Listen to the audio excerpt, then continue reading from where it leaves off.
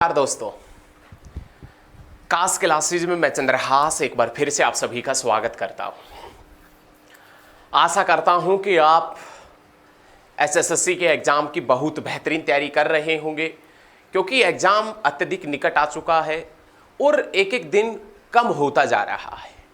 तो आप बेहतरीन तरीके से तैयारी करते रहें। जो बुक आपके पास में उसी बुक से आप लगातार पढ़ते रहें, कोई भी नई बुक ना खरीदें।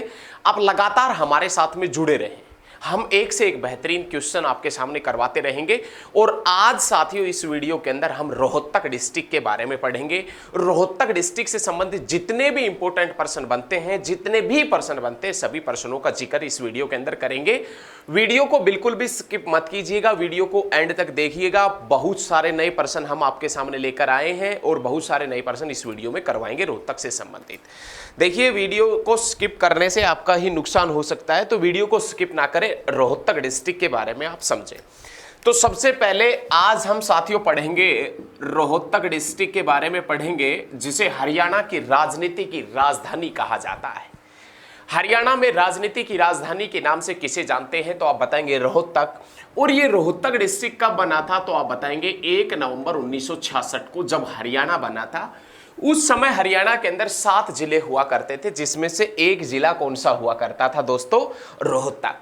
जब हरियाणा बना उस समय हरियाणा के अंदर जिले हुआ करते थे 7, और उसमें से एक जिला कौन सा था, रोहतक हुआ करता था। ठीक है, ये याद रखिएगा। उसके बाद में ये जो रोहतक है, ये किसके नाम पर बसाया गया है, तो आप बताएंगे तारावती के पुत्र रोहितास के नाम पर। तारावती के पुत्र रोहितास के नाम पर बसाया गया शहर कौन सा है, तो आप बता देना रोहतक। ये रोहतक, जिसका एजुकेशन उपनाम की बात करें, रोहतक का उपनाम क्या है, तो आप बताएंगे दोस्तों एजुकेशन हब के नाम से इसे जानते हैं। एजुकेशन सिटी के नाम से किसे जानते हैं, तो सोनीपत। एजुकेशन हब के नाम से किसे जानते हैं, तो आप बताएंगे रोहतक को। लेकिन कॉटन सिटी के नाम से किसे जानते हैं, पलवल को। और कॉटन हब के नाम से किसे जानते हैं, तो आप बता देना सिरसा को। तो ये याद रखिएगा, एजुकेशन हब के नाम से हरियाणा का कौन सा शहर जाना जाता है, तो आप बताएंगे रोहतक को एजुकेशन हब के नाम से जानते हैं। ठीक है, ये याद रखिएगा। पुराना नाम यदि पूछे तो रोहितासपुर इसका पुराना नाम है। रोहतक के क्षेत्रफल के पॉइंट की बात करें कि रोहतक का क्षेत्रफल कितना है, तो आप बताएंगे 1745 रोहतक का क्षेत्रफल है। 1745 के अंदर 200 साल जोड़ते आप बताएंगे 1945। 1945 के अंदर यूएनओ की स्थापना हुई थी, यूनाइटेड नेशन ऑर्गेनाइजेशन।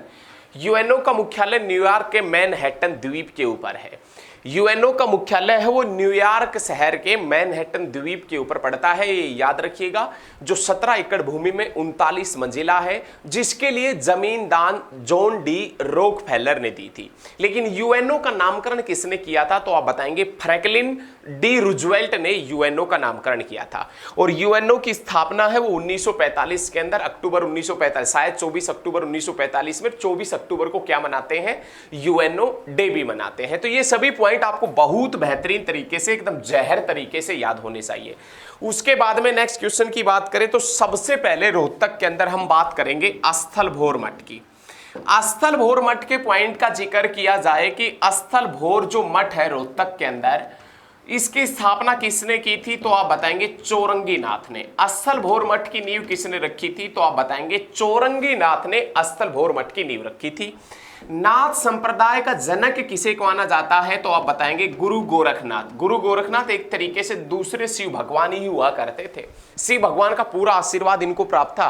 नाथ संप्रदाय का जनक माना जाता है किसे, गुरु गोरखनाथ। गुरु गोरखनाथ के शिष्य हुआ करते थे मस्तनाथ। और उस बाबा मस्तनाथ की याद में मेला कहां पर लगता है, तो आप बताएंगे स्थलभोर मठ में। बहुत ज्यादा इंपॉर्टेंट क्वेश्चन है, बाबा मस्तनाथ का मेला कहां लगता है, तो आप बताएंगे स्थलभोर मठ रोहतक के अंदर बाबा मस्तनाथ का मेला लगता है। तो ये सभी पॉइंट आपको बहुत अच्छे तरीके से क्लियर होने चाहिए कि स्थलभोर मठ कहां है, रोहतक में, जिसकी नींव चौरंगीनाथ ने रखी थी। नाथ संप्रदाय का जनक बाबा गोरखनाथ को माना जाता है। गुरु गोरखनाथ जो शिव के भगत थे, लेकिन गुरु गोरखनाथ जिसके शिष्य कौन हुआ करते थे, बाबा मस्तनाथ। और बाबा मस्तनाथ की याद में मेला कहां लगता है, स्थलभोर मठ में। लेकिन घटना है 17 सितंबर 2017 की। 17 सितंबर 2017 के अंदर स्थलभोर मठ की गद्दी के ऊपर बाबा चांदनाथ जो बैठे हुए थे, उनकी डेथ हो जाती है 17 सितंबर 2017 में। और स्थल भोर मठ में की गद्दी के ऊपर बाबा चांदनाथ की डेथ होने के बाद में इसकी गद्दी के ऊपर बाबा बालकनाथ को बैठाया गया। बाबा बालकनाथ जो अलवर से सांसद है, अलवर जो राजस्थान में पड़ता है और हरियाणा के साथ में सबसे लंबी बाउंड्री लाइन राजस्थान बनाता है। हरियाणा के साथ में सबसे छोटी बाउंड्री लाइन का जिक्र किया जाए कि सबसे छोटी बाउंड्री लाइन उत्तराखंड और सबसे लंबी बाउंड्री लाइन कौन बनाता है? राजस्थान। राजस्थान का अलवर, अलवर से सांसद बाबा बालकनाथ। बाबा बालकनाथ कौन सी गद्दी के ऊपर बैठे हुए हैं? तो आप बताएंगे स्थल भोर मठ की गद्दी के ऊपर बाबा बालकनाथ बैठे हुए हैं। उसके बाद में हम आगे बढ़ेंगे तो क्वेश्चन एग्जामिनर आपसे पूछेगा कि महम की बावड़ी कहां है। अगला क्वेश्चन आएगा, वो क्वेश्चन ये पूछेगा कि महम की बावड़ी कहां है। तो आप बताएंगे महम की बावड़ी महम के अंदर पड़ती है। भाई महम की बावड़ी कहां है? महम में। और ये महम जिसका पुराना नाम क्या है? महेश्त। क्वेश्चन ये पूछ सकता है एग्जामिनर आपसे कि महेश्त हरियाणा के कौन से कस्बे का पुराना नाम है, या महम का पुराना नाम क्या है? तो आप बताएंगे महेश्त, ये महम का पुराना नाम है। और उसी महम के अंदर एक बावड़ी पड़ती है जो 1656 के अंदर बनी थी। महम की बावड़ी 1656 में बनी थी। और ये महम की बावड़ी है, ये शाहजहां के दरबारी कवि, शाहजहां के दरबारी कवि सुद्दो कलाल ने बनवाई थी। महम की बावड़ी कब बनी थी भैया? 1656 में। जो किसने बनवाई थी? शाहजहां के दरबारी कवि हुआ करते थे जिसका नाम था सुद्दो कलाल। सुद्दो कलाल जिसका नाम हुआ करता था, उन्होंने ये महम की बावड़ी बनवाई थी। लेकिन ये जो महम की बावड़ी है, इसे महम का चौबीसी चबूतरा, सवर का झरना अथवा चोरों की बावड़ी के नाम से जानते। इसे महम का चौबीसी चबूतरा, सवर का झरना अथवा चोरों की बावड़ी के नाम से भी इसे जानते हैं। तो ये क्वेश्चन भी आपने बहुत अच्छे तरीके से याद रखना है, बहुत अच्छे तरीके से, एकदम जहर तरीके से ये सभी प्रश्न याद रखिएगा। आप एकदम मस्त तरीके से पढ़ेंगे, एक हरियाणा जी के एकदम जहर तरीके से। आप लगातार हमारे साथ में बस बने रहिए, लगातार आप हमारे साथ में बने रहिए, जुड़े रहिए। उसके बाद में नेक्स्ट क्वेश्चन आता है कि 1857 की क्रांति का नेतृत्व रोहतक से किसने किया था? क्वेश्चन ये पूछेगा। और देखिए अभी 2021 के अंदर एस्टेट का एग्जाम हुआ था, 4 शिफ्टों के अंदर एस्टेट का एग्जाम था। उसके प्रत्येक एग्जाम में, प्रत्येक शिफ्ट में और प्रत्येक एग्जाम में ये क्वेश्चन था 1857 की क्रांति का नेतृत्व उस जगह से किसने किया था। मतलब इस प्रकार से क्वेश्चन था। तो आप चिंता ना करें, 1857 की क्रांति से भी क्वेश्चन आते हैं। क्वेश्चन ये पूछेगा कि 1857 की क्रांति का नेतृत्व रोहतक से किसने किया था। तो आप बताएंगे रांगड़ समुदाय ने रोहतक से 1857 की क्रांति का नेतृत्व किया था। रांगड़ समुदाय जो मुस्लिम धर्म से संबंधित था, ये वो मुस्लिम थे जो एक समय में राजपूत हुआ करते थे, जिन्होंने मुस्लिम धर्म अपना लिया था। तो ये चीजें याद रखिएगा। 1857 की क्रांति का नेतृत्व रांगड़ समुदाय ने किया था जो मुस्लिम धर्म से संबंधित था। लेकिन मुस्लिम सबसे ज्यादा कहां मिलता है, मुस्लिम धर्म सबसे ज्यादा कहां मिलता है? तो आप बताएंगे मेवात में। दूसरे नंबर पर सबसे ज्यादा कहां है? तो आप बता देना पलवल में दूसरे नंबर पर सबसे ज्यादा है। तो ये याद रखिएगा। 1857 की क्रांति में रोहतक से 1857 की क्रांति का नेतृत्व किसने किया था? रांगड़ समुदाय ने। लेकिन ये रांगड़ समुदाय जो मुस्लिम धर्म से संबंधित था, इसने अंग्रेजों के छक्के छुड़ा दिए थे। छक्के छुड़ा दिए तो 24 मई 1857 को एक फौजी टुकड़ी विद्रोहियों को दबाने के लिए रोहतक पहुंची। 24 मई 1857 को एक फौजी टुकड़ी दिल्ली से रोहतक भेजी गई। लेकिन बात उससे भी नहीं बनी। तो अगस्त 1857 के अंदर, अगस्त 1857 में एक अंग्रेज सेनापति हुआ करते थे हडसन। इस हडसन के नेतृत्व में एक फौजी दस्ता रोहतक भेजा गया। अगस्त 1857 में हडसन के नेतृत्व में एक फौजी दस्ता रोहतक भेजा जाता है कि आप जाइए और उन विद्रोहियों को दबाइए। लेकिन उस हडसन से भी बात नहीं बनी। और जब हडसन से बात नहीं बनी तो इस हडसन ने रोहतक को 1857 की क्रांति में कौन से जिले के अधीन कर दिया था? अंग्रेज सेनापति हडसन ने रोहतक को 1857 की क्रांति में कौन से जिले के अधीन कर दिया था? तो आप बताएंगे जींद जिले के अधीन कर दिया था। कौन से जिले के अधीन? जींद जिले के अंदर। उसके बाद में क्वेश्चन ये पूछेगा कि 1857 की क्रांति में, 1857 की क्रांति में कौन अंग्रेज सेनापति महेंद्रगढ़ के किले को देखकर चकित रह गया था? 1857 की क्रांति के दौरान कौन अंग्रेज सेनापति महेंद्रगढ़ के किले को देखकर चकित रह गया था? तो आप बताएंगे अंग्रेज सेनापति हडसन। महेंद्रगढ़ जिसका पुराना नाम कानोड़ है, कानोड़ का किला बलबन ने बनवाया था। बलबन गुलाम वंश का शासक था और गुलाम वंश का संस्थापक कुतुबुद्दीन ऐबक था। कुतुबुद्दीन ऐबक मोहम्मद गोरी का गुलाम था। और मोहम्मद गोरी तराइन की पहली लड़ाई में 1191 में हार गया था, लेकिन तराइन की दूसरी लड़ाई में पृथ्वीराज चौहान से जीत गया था। पृथ्वीराज चौहान हार गया था। पृथ्वीराज चौहान जिसका दरबारी कवि चंद्रवरदाई था, चंद्रवरदाई जिसका संबंध हिसार से था, हिसार जो फिरोज तुगलक ने बसाया था। तो ये सभी पॉइंट आप बहुत अच्छे तरीके से याद रखें। साथियों, यदि आपको हमारी वीडियो पसंद आती है ना, तो वीडियो को जितने भी स्टडी ग्रुप में आप जुड़े हैं ना, सभी स्टडी ग्रुप में शेयर करें। ये आपसे रिक्वेस्ट है, अपील है, ज्यादा से ज्यादा वीडियो को शेयर करें, पूरे हरियाणा के अंदर वीडियो को फैला दो, ठीक है। उसके बाद में नेक्स्ट क्वेश्चन, हरियाणा के अंदर आर्य समाज की प्रथम शाखा कहां खुली थी? हरियाणा में आर्य समाज की प्रथम शाखा कहां खुली थी? तो आपसे पूछे कि हरियाणा के अंदर आर्य समाज की प्रथम शाखा 1880 के अंदर कहां खुली थी, तो आप बताएंगे रेवाड़ी के अंदर।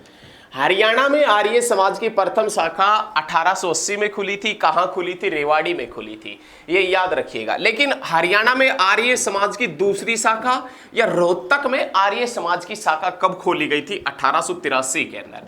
हरियाणा में आर्य समाज की दूसरी शाखा या रोहतक में आर्य समाज की पहली शाखा कब खोली गई थी? 1883 में। हरियाणा में आर्य समाज की पहली शाखा कहां खुली थी? रेवाड़ी में। 1880 में स्वामी दयानंद सरस्वती के प्रयासों से खुली थी। लेकिन प्यारे साथियों, प्यारे स्टूडेंटों, प्यारे क्रांतिकारी बच्चों, आपने याद रखना है, क्वेश्चन ये पूछेगा कि किस जिले के जाटों पर आर्य समाज का सर्वाधिक प्रभाव रहा है? कौन से जिले के जाटों पर आर्य समाज का सर्वाधिक प्रभाव रहा है? तो आप बताएंगे रोहतक के जाटों के ऊपर आर्य समाज का सबसे ज्यादा प्रभाव रहा है। उसके बाद में नेक्स्ट जो प्रश्न आता है वो क्वेश्चन आता है 1916 में रोहतक से जाट गजट समाचार पत्र किसने निकाला था? 1916 में रोहतक से जाट गजट समाचार पत्र किसने निकाला था? तो आप बताएंगे सर छोटू राम ने। कौन सी भाषा के अंदर निकाला था? उर्दू भाषा के अंदर। और हरियाणा का एकमात्र जिला, ये बहुत बार पूछा जाता है एग्जाम में, हरियाणा का एकमात्र जिला जिसके अंदर उर्दू बोली जाती है, हरियाणा का एकमात्र जिला जिसके अंदर उर्दू बोली जाती है, तो आप बताएंगे गुरुग्राम। लेकिन 1916 में जाट गजट समाचार पत्र किसने निकाला था? सर छोटू राम ने। कौन सी भाषा में, कौन सी लैंग्वेज में? उर्दू में। सर छोटू राम जिसका जन्म 1881 में हुआ था, घड़ी सांपला किलोई के अंदर हुआ था, घड़ी सांपला किलोई रोहतक के अंदर हुआ था। ये सर छोटू राम जिन्होंने आगरा कॉलेज से वकालत की पढ़ाई पूरी की थी 1910 में, जिन्होंने वकालत की शुरुआत की थी 1912 में, जिन्होंने रोहतक में जाट आर्य वैदिक हाई स्कूल की नींव, जिन्होंने रोहतक में जाट आर्य वैदिक हाई स्कूल की नींव रखी थी 1913 में। किसने? सर छोटू राम ने। और जिनको राव बहादुर की उपाधि से नवाजा गया था, राव बहादुर की उपाधि से नवाजा गया था 1914 में। और जिन्होंने जाट गजट समाचार पत्र निकाला था 1916 में। और जिन्होंने जमींदारी लीग बनाई थी किसानों के लिए 1924 में। जमींदारी लीग किसानों के लिए किसने बनाई थी? सर छोटू राम ने। कब बनाई थी? तो आप बताएंगे 1924 में, याद रखिएगा। और जिनको राय बहादुर की उपाधि दी गई थी, राय बहादुर की उपाधि दी गई थी 1927 में। और सर छोटू राम को सर की उपाधि दी गई थी 1937 में। और सर छोटू राम जिसने किसानों के लिए मार्केटिंग बोर्ड बनाया था 1938 में। और सर छोटू राम को दीन बंधु के नाम से भी जानते हैं। सर छोटू राम को दीन बंधु किसने कहा था? तो सर छोटू राम को दीन बंधु महात्मा गांधी और C.F. एंड्रयूज ने कहा था। सर छोटू राम को दीन बंधु कहने वाले व्यक्ति कौन थे? तो आप बताएंगे महात्मा गांधी और C.F. एंड्रयूज।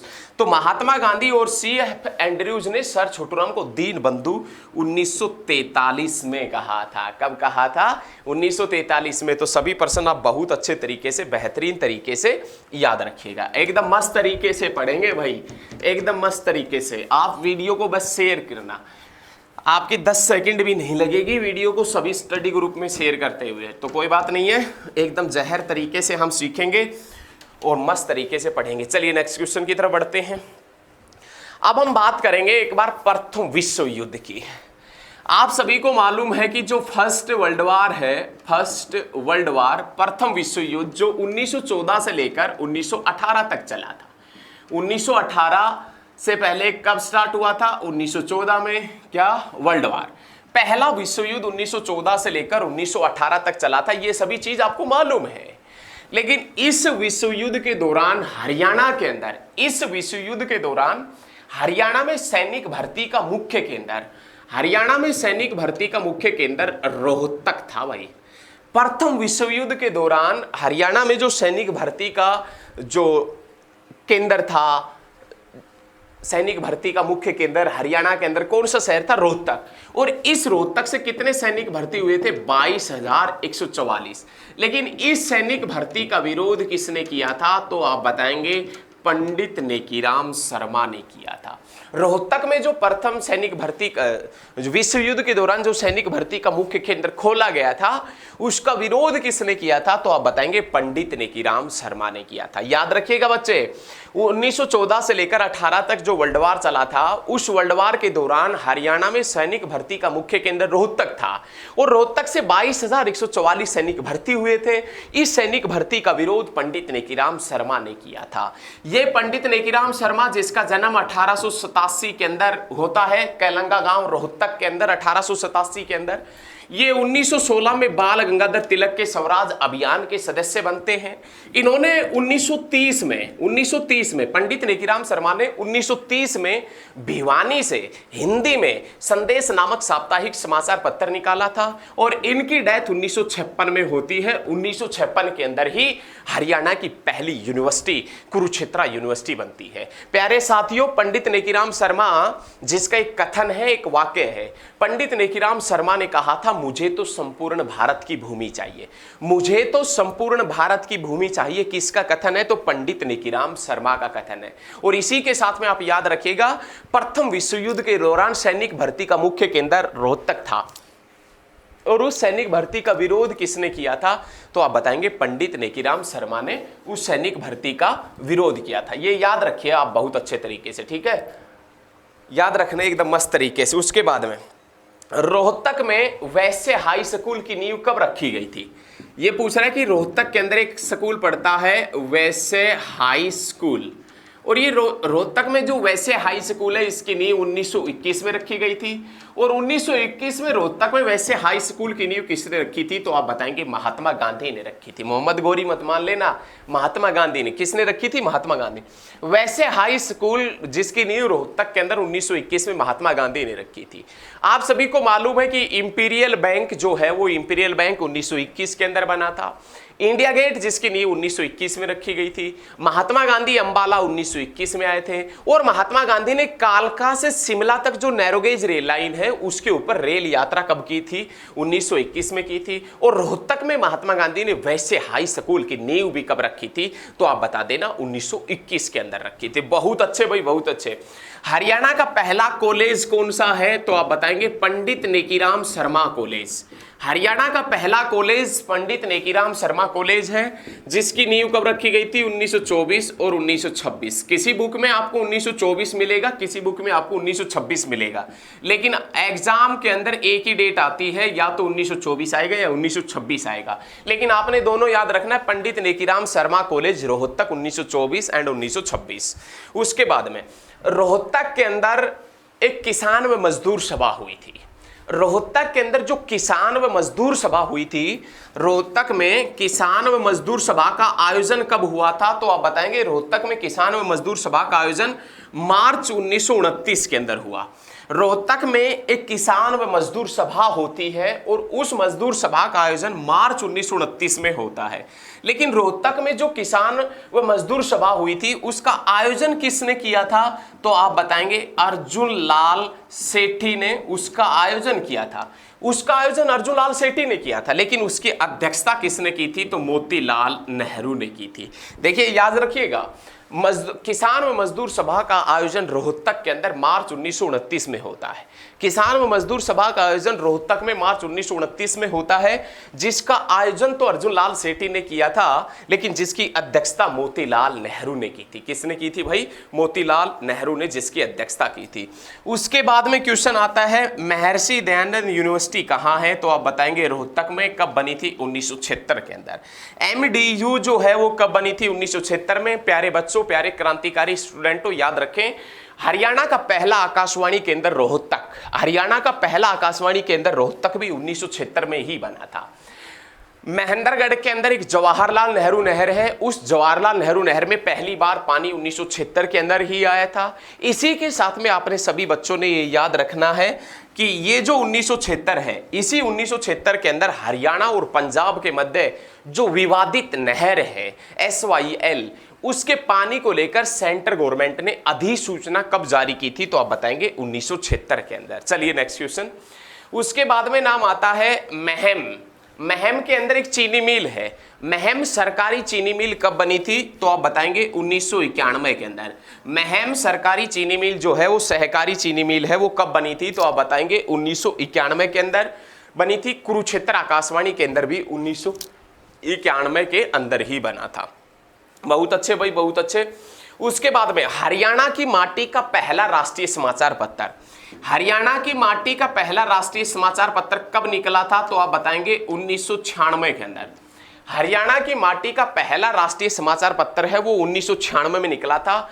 कल्पना चावला अंतरिक्ष में 1996 में गई थी और लोकदल पार्टी का गठन भी 1996 में हुआ था और चौधरी बंसीलाल की हरियाणा विकास पार्टी की सरकार भी 1996 के अंदर आई थी। और याद रखिएगा हरियाणा में शराबबंदी कानून 1996 से लेकर 98 तक चला था। लेकिन प्यारे प्यारे क्रांतिकारी स्टूडेंटों याद रखिएगा, हरियाणा की माटी का पहला राष्ट्रीय समाचार पत्र दैनिक हरिभूमि है। हरियाणा की माटी का पहला राष्ट्रीय समाचार पत्र दैनिक हरिभूमि है। और ये दैनिक हरिभूमि समाचार पत्र कहां से निकला था? तो आप बताएंगे रोहतक से। और कब निकला था? तो आप बता देना 1996 के अंदर। देखिए राष्ट्रीय समाचार पत्र का जिक्र कर रहे हैं। हरियाणा की माटी का पहला राष्ट्रीय समाचार पत्र दैनिक हरिभूमि रोहतक से कब निकला था? 1996 में। बहुत बार एग्जाम में क्वेश्चन पूछा जाता है, तो ये क्वेश्चन आपने अपने माइंड में सेट रखना है और आप लगातार हमारे साथ में बने रहें। आप अपना प्यार और सहयोग लगातार बनाकर रखिएगा हमारे साथ में, ठीक है? तो चलिए अब नेक्स्ट क्वेश्चन की तरफ बढ़ते हैं भाई। नेक्स्ट प्रश्न देखें। उसके बाद में है भगवत दयाल शर्मा स्वास्थ्य विज्ञान विश्वविद्यालय। आप जानते होंगे पंडित भगवत दयाल शर्मा को, तो बीडी शर्मा को तो नाम सुना होगा आपने। हरियाणा के पहले मुख्यमंत्री हुआ करते थे भगवत दयाल शर्मा, जिनका संबंध बेरी से है। बेरी जो झज्जर में पड़ता है। दलबीर सिंह सुहाग पूर्व आर्मी चीफ, जिसका संबंध बेरी से है। भीमेश्वरी देवी का मंदिर और भीमेश्वरी देवी का मेला बेरी के अंदर लगता है। और धनाढ्य लोगों की नगरी बेरी को कहते हैं और मंदिरों का गांव भी किसे कहते हैं? बेरी को। लेकिन भगवत दयाल शर्मा जो कॉलेज है, मेडिकल कॉलेज है, वो कहाँ है? तो आप बताएंगे रोहतक में। स्वास्थ्य विज्ञान विश्वविद्यालय कब बना था? 2008 में। पंडित भगवत दयाल शर्मा स्वास्थ्य विज्ञान विश्वविद्यालय रोहतक कब बना? 2008 में। बहुत अच्छे। और उसके बाद में नाम आता है IIM, Indian institute of management. Indian institute of management कहाँ है? तो आप बताएंगे रोहतक में। भाई बहुत बार पूछा जाता है कब बना था? 2009 के अंदर। IIM Indian institute of management Rohtak के अंदर है। कब बना था? 2009 के अंदर। और भिंडावास वन्य जीव अभ्यारण्य भिंडावास वाइल्ड लाइफ सेंचुरी भी कब बना था? 2009 के अंदर। ये याद रखिएगा, IIM Indian institute of management भारतीय प्रबंधन संस्थान कहाँ है? रोहतक में है। उसके बाद में इसी रोहतक के अंदर बाबा मस्तनाथ यूनिवर्सिटी पड़ती है, BMU। बाबा मस्तनाथ यूनिवर्सिटी, बाबा मस्तनाथ विश्वविद्यालय कहाँ है? स्थल भोर मठ रोहतक। कब बना था? 2012 के अंदर। बाबा मस्तनाथ यूनिवर्सिटी रोहतक के अंदर कब बनी थी? 2012 के अंदर। और उसके बाद में साथियों नाम आता है 12 जनवरी 2017, 21वां राष्ट्रीय युवा दिवस। 21वां राष्ट्रीय युवा दिवस है, वो कहां मनाया गया था? 12 जनवरी 2017 को। तो आप बताएंगे रोहतक में। और इसी दिन रोहतक में नेशनल बॉक्सिंग अकादमी की नींव भी रखी गई थी। नेक्स्ट क्वेश्चन देखें। इंडो ग्रीक सिक्के, इंडो ग्रीक मतलब हम ये भी कह सकते हैं हिंदी यूनानी। इंडो ग्रीक आपने नाम सुना होगा भाई, इंडो ग्रीक सिक्के। इंडो ग्रीक सिक्कों का जिक्र करें कि इंडो ग्रीक सिक्के कहां से मिले हैं? तो आप बताएंगे खोखरा कोट से मिले हैं। और खोखरा कोट कहां है? खोखरा कोट तो आप बताएंगे रोहतक में। इंडो ग्रीक सिक्के कहां से मिले हैं? खोखरा कोट से। उसके बाद में आपसे पूछे कि योद्धकालीन सिक्के हरियाणा में कहां से मिले हैं? तो आप बताएंगे खोखरा कोट से ही योद्धकालीन सिक्के मिले हैं। लेकिन आपसे पूछ ले योद्धकालीन मोहरे कहां से मिले? योद्धकालीन सिक्के तो हो गए, योद्धकालीन सिक्के खोखरा कोट से, लेकिन योद्धकालीन मोहरे कहां से मिली है? तो नौरंगाबाद। और नौरंगाबाद कहां है? तो आप बताएंगे भिवानी के अंदर है। उसके बाद में कुषाण शैली का द्वार स्तंभ, कुषाण जो शैली है, इस कुषाण शैली का द्वार स्तंभ किसे कहते हैं? कुषाण शैली का द्वार स्तंभ हरियाणा का कौन सा शहर कहलाता है? तो आप बताएंगे रोहतक। कुषाण शैली का द्वार स्तंभ हरियाणा के कौन से शहर को कहते हैं? तो आप बता देना साथियों, रोहतक को कहते हैं। उसके बाद में महात्मा बुद्ध की प्रतिमा कहां से मिली? आपने नाम सुना होगा महात्मा बुद्ध, और महात्मा बुद्ध जो है, इस महात्मा बुद्ध की प्रतिमा कहां से मिली है? तो आप बताएंगे ब्राह्मणवास से। ब्राह्मणवास से महात्मा बुद्ध की प्रतिमा मिली है। उसके बाद में भगवान विष्णु की मूर्तियां रोहतक में कहां से मिली है? भगवान विष्णु की मूर्ति कहां से मिली है? तो आप बताएंगे मोहनबाड़ी से। और मोहनबाड़ी कहां है? तो आप बता देना साथियों, रोहतक के अंदर है। उसके बाद में क्वेश्चन आता है नकुल दिग्विजय में। नकुल दिग्विजय में कौन से शहर का वर्णन मिलता है? नकुल दिग्विजय के अंदर रोहतक का वर्णन मिलता है। ये याद रखें, बहुत ज्यादा इंपॉर्टेंट क्वेश्चन है। नकुल दिग्विजय ग्रंथ के अंदर कौन से शहर का वर्णन मिलता है? रोहतक का। और उसके बाद में नाम आता है बौद्ध ग्रंथ। बौद्ध ग्रंथ दिव्यावदान में। दिव्यावदान में कौन से शहर का वर्णन मिलता है? तो आप बताएंगे अग्रोहा व रोहतक का। बौद्ध ग्रंथ दिव्यावदान में हरियाणा के कौन से शहरों का वर्णन मिलता है? अग्रोहा और रोहतक का। तीसरी शताब्दी के अंदर योद्धियों का कहां बोलबाला था? तीसरी शताब्दी में योद्धियों का कहां बोलबाला हुआ करता था? तो आप बताएंगे रोहतक के अंदर बोलबाला हुआ करता था। किनका?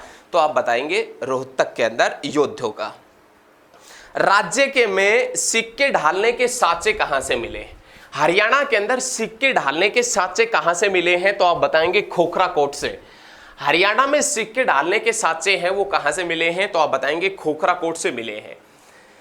राज्य में मुद्रा बनाने के साँचे कहां से मिले? हरियाणा का वह गांव या हरियाणा का वह जिला जहां से मुद्रा बनाने के साँचे मिले। साँचे मतलब जो मुद्रा बनती थी, जैसे ईंट वगैरह नहीं बनते, लोहे का एंगल सा होता है, उसमें मिट्टी डाल दी जाती है, उसके बाद में उसको दबा दिया जाता है, फिर उसके बाद में उस मिट्टी को बाहर निकाल दिया, मतलब वो एक सांचा सा होता है लोहे का। तो इसी प्रकार से राज्य में मुद्रा बनाने के साँचे कहाँ से मिले हैं? तो एक गांव पड़ता है रोहतक के अंदर, वोहर माजरा से मिले। बहुत अच्छे से, बहुत अच्छे भाई, बहुत अच्छे, एकदम मस्त तरीके से पढ़ेंगे, ठीक है। देखें नेक्स्ट पॉइंट देखें, दुर्गा मंदिर हरियाणा के किस जिले के अंदर पड़ता है? तो आप बताएंगे दुर्गा मंदिर पड़ता है रोहतक में। और इस मंदिर का जो शिलान्यास है, दुर्गा मंदिर रोहतक के अंदर पड़ता है। इस मंदिर का शिलान्यास पूर्व प्रधानमंत्री लाल बहादुर शास्त्री की पत्नी ललिता शास्त्री ने किया था। ये जो मंदिर है, इस मंदिर का शिलान्यास पूर्व प्रधानमंत्री लाल बहादुर शास्त्री की पत्नी ललिता शास्त्री ने किया था। ये चीज भी आपने याद रखनी है। उसके बाद में ठाकुर द्वारा भगवान परशुराम मंदिर। देखिए आपसे पूछे कि राज्य के अंदर हरियाणा राज्य के अंदर एकमात्र भगवान परशुराम का मंदिर कहां है? तो आप बताएंगे जींद में। पंचमुखी हनुमान मंदिर कहां है? तो आप बताएंगे यमुनानगर में। लेकिन भगवान परशुराम सर्वधर्म मंदिर कहां है? तो भी आप बताएंगे यमुनानगर के जगाधरी में। लेकिन याद रखिएगा, आपसे पूछता है ठाकुर द्वारा भगवान परशुराम मंदिर, तो आप बताएंगे रोहतक के अंदर। और इसी रोहतक के अंदर घड़ी सांपला किलोई के अंदर एक प्रसिद्ध मेला भी लगता है शिव का, और शिव का मंदिर भी है, शिव मंदिर घड़ी सांपला के अंदर। उसके बाद में नाम आता है बाबा जमनादास का मेला हरियाणा के कौन से जिले में लगता है? रोहतक में। बाबा मस्तनाथ का मेला कहाँ लगता है? रोहतक में। और उसके बाद में नाम आता है दुल्ला माहोल्ला का मेला। दुल्ला माहोल्ला का मेला कहाँ लगता है? दुल्ला माहोल्ला का मेला कहाँ लगता है? रोहतक में, ये याद रखिएगा। और शिवरात्रि का मेला कहाँ लगता है? तो भी आप कहाँ बताएंगे? तो बताएंगे रोहतक के अंदर। उसके बाद में गुरुद्वारा लाखन माजरा कहाँ है? गुरुद्वारा लाखन माजरा कहाँ है? कौन से डिस्ट्रिक्ट में पड़ता है? तो रोहतक में। गुरुद्वारा बंगला साहिब कहाँ है? तो भी आप बताएंगे रोहतक में। और गुरुद्वारा मांझी साहिब भी कहाँ पर पड़ता है बच्चे? तो भी आप बताएंगे रोहतक में। गुरुद्वारा मांझी साहिब, गुरुद्वारा बंगला साहिब और गुरुद्वारा लाखन माजरा, ये सभी गुरुद्वारे कहाँ पर पड़ते हैं? तो आप बता देना रोहतक में। उसके बाद में नाम आता है लाल मस्जिद कहाँ है? आपसे पूछेगा एग्जामिनर कि लाल मस्जिद कहाँ है, तो आप बताएंगे लाल मस्जिद रोहतक में भी है और रेवाड़ी में भी है, और दोनों मस्जिद पूछी गई है। लेकिन जो लाल मस्जिद है रोहतक में, ये कहाँ बताई जाती है, तो लाल मस्जिद रोहतक में बताई जाती है भिवानी स्टैंड के ऊपर। भिवानी स्टैंड के ऊपर लाल मस्जिद बताई जाती है। लेकिन रेवाड़ी वाली लाल मस्जिद के बारे में आज तक पूछा जा चुका है कि रेवाड़ी की जो लाल मस्जिद है, ये रेवाड़ी की लाल मस्जिद किसके शासनकाल के दौरान बनी थी, तो आप सभी को मालूम होना चाहिए कि अकबर के शासनकाल के दौरान। रेवाड़ी की लाल मस्जिद अकबर के शासनकाल के दौरान 1570 में बनी थी। 1570 जिसके अंदर अपन 400 साल ऐड कर दे 1970। हरियाणा के सभी गांवों में बिजली पहुंचा था 1970 में। याद रखिएगा, चौधरी चरण सिंह यूनिवर्सिटी बनी थी 1970 में, और चंडीगढ़ हाईकोर्ट ने चंडीगढ़ को पंजाब में सौंपने की घोषणा की थी 30 जनवरी 1970 में। बहुत अच्छे भाई, बहुत अच्छे। उसके बाद में नाम आता है शीशे वाली मस्जिद कहाँ है। शीशे वाली मस्जिद का जिक्र करें तो शीशे वाली मस्जिद भी रोहतक के अंदर पड़ती है। लेकिन शीश महल कहाँ पड़ता है, तो आप बताएंगे फर्रुखनगर के अंदर पड़ता है।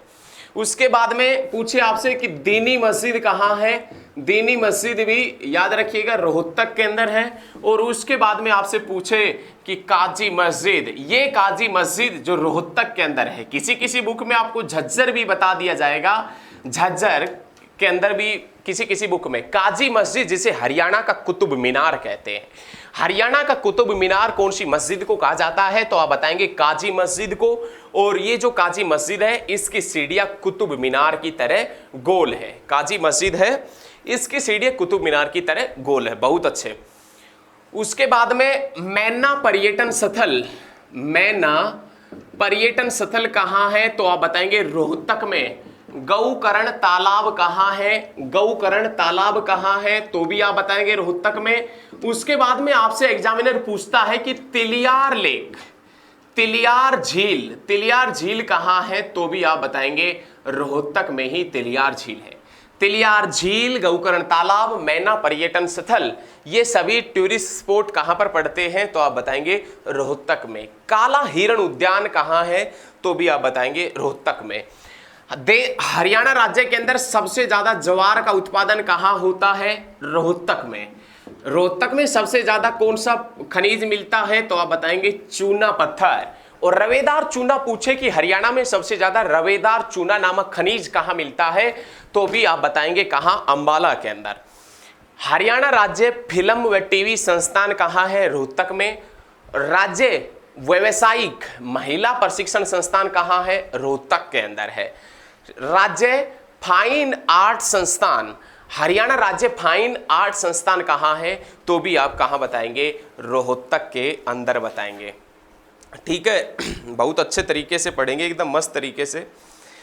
राज्य के किस जिले में सबसे कम गांव है, तो आप बताएंगे रोहतक में 143 गांव। हरियाणा राज्य के किस जिले के अंदर सबसे कम गांव है, रोहतक में है, 143 गांव है। नेक्स्ट क्वेश्चन देखें। उसके बाद में राज्य फुटवियर डिजाइन व विकास संस्थान, हरियाणा राज्य फुटवियर डिजाइन व विकास संस्थान कहाँ है, रोहतक में। रोहतक में मंगलयान के नट बोल्ट, मंगलयान जो मिशन था, मंगलयान के लिए जो नट बोल्ट बने थे वो कहाँ बने थे, हरियाणा के अंदर, रोहतक से। मंगलयान के लिए नट बोल्ट कहाँ बने थे, रोहतक में। इजराइल देश को नट बोल्ट निर्यात कौन सा शहर करता है, हरियाणा का वह जिला जहां से इजराइल के अंदर नट बोल्ट भेजे जाते हैं, रोहतक से भेजे जाते हैं। राज्य में एशियन पेंट उद्योग कहां का प्रसिद्ध है, एशियन पेंट का आपने नाम सुना होगा। एशियन जो पेंट है वो राज्य के अंदर कहां का प्रसिद्ध है, तो आप बताएंगे रोहतक के अंदर, रोहतक का। ठीक है। राज्य में मारुति सेंटर की स्थापना कहां की गई है, राज्य में मारुति सेंटर की स्थापना कहां की गई है, रोहतक में। मारुति कंपनी नहीं पूछ रहा है, मारुति सेंटर की स्थापना कहां की गई है, तो आप बता देना रोहतक में। याद रखें बहुत अच्छे तरीके से। राज्य का सर्वाधिक 36 विभागों वाला विश्वविद्यालय, हरियाणा राज्य का वह यूनिवर्सिटी, हरियाणा राज्य का वह विश्वविद्यालय जिसके अंदर 36 डिपार्टमेंट है, 36 विभाग हैं। और ऐसा एकमात्र यूनिवर्सिटी है रोहतक के अंदर, कौन सा, MDU, राज्य का वह यूनिवर्सिटी जिसके अंदर 36 डिपार्टमेंट है, 36 विभाग है। MDU जो रोहतक की पहली यूनिवर्सिटी है, रोहतक की सबसे पुरानी यूनिवर्सिटी है। तो ठीक है, ये भी आप याद रखिएगा। बहुत अच्छे तरीके से सभी पॉइंट याद रखना है आपने, एकदम मस्त तरीके से। अभी देखेंगे और अभी 1 मिनट। चलिए नेक्स्ट पर्सन की तरफ बढ़ते हैं। उसके बाद में नाम आता है दीनबंधु सर छोटूराम, जिसके बारे में हम आपसे बता चुके हैं। एक एक पॉइंट आपने पीछे जाके नोट करना है, एक एक पॉइंट। दीनबंधु सर छोटूराम क्या। उसके बाद में साक्षी मलिक का नाम आता है। साक्षी मलिक, साक्षी मलिक को तो आप जानते होंगे, जिसने रियो ओलंपिक 2016 के अंदर कांस्य पदक जीता था। साक्षी मलिक जिसका संबंध पूछा जाता है रोहतक के कौन से गांव से है, तो साक्षी मलिक का संबंध रोहतक के मोखरा गांव से है। साक्षी मलिक है, ये रोहतक के मोखरा गांव से हैं, और जिनका जन्म कब हुआ था? 3 सितंबर 1992 के अंदर जिसका जन्म हुआ था साक्षी मलिक का, रोहतक के मोखरा गांव। ये पूछा जा चुका, ये क्वेश्चन आपने पहले एग्जाम दिए होंगे हरियाणा के, तो आपको भी पता होगा। ये क्वेश्चन बहुत बार रिपीट हो चुका कि साक्षी मलिक का जन्म स्थान रोहतक के मोखरा गांव में है, और साक्षी मलिक का जन्म 3 सितंबर 1992 के अंदर। हरियाणा में बेटी बचाओ बेटी पढ़ाओ अभियान की वर्तमान में जो ब्रांड एम्बेसडर है वो कौन है? तो आप बताएंगे साक्षी मलिक है, याद रखिएगा। उसके बाद में नाम आता है ममता खरब। ममता खरब, ममता खरब जिसे आप किस नाम से जानते हैं? तो आप बताएंगे गोल्डन गर्ल के नाम से। गोल्डन गर्ल के नाम से ममता खरब को जाना जाता है। 2002 के अंदर जब राष्ट्रमंडल खेल चल रहे थे, तो जो गोल किया था जिसकी वजह से भारत जीत पाया था हॉकी के अंदर, तो वो लास्ट का जो गोल था वो ममता खरब ने किया था, और इसी कारण इसे गोल्डन गर्ल के नाम से जाना जाता है। 2002 राष्ट्रमंडल खेलों में गोल के कारण इसे गोल्डन गर्ल के नाम से जानते हैं। हरियाणा के अंदर देवी रूपक योजना की शुरुआत कब हुई थी? 2002 के अंदर ही हरियाणा में देवी रूपक योजना की शुरुआत हुई थी। उसके बाद में नाम आता है नसीब कुंडू। नसीब कुंडू जो चंद्रावल फिल्म में अभिनेता थे, नसीब कुंडू, उसका संबंध कहां से है? तो आप बताएंगे रोहतक से। उसके बाद में नाम आता है राममेहर सिंह। राममेहर सिंह हॉकी खिलाड़ी कहां से है? रोहतक से। उसके बाद में नाम आता है केपी कौशिक। केपी कौशिक संगीतकार कहां से है? तो आप बताएंगे रोहतक से। सुभाष घई और अशोक घई निर्माता व निर्देशक कहां से हैं? रोहतक से। और उसके बाद में क्वेश्चन आता है Randeep Hooda monsoon wedding film में थे, जो मानसून वेडिंग फिल्म से रणदीप जो हुड्डा हैं उन्होंने एंट्री की थी बॉलीवुड में।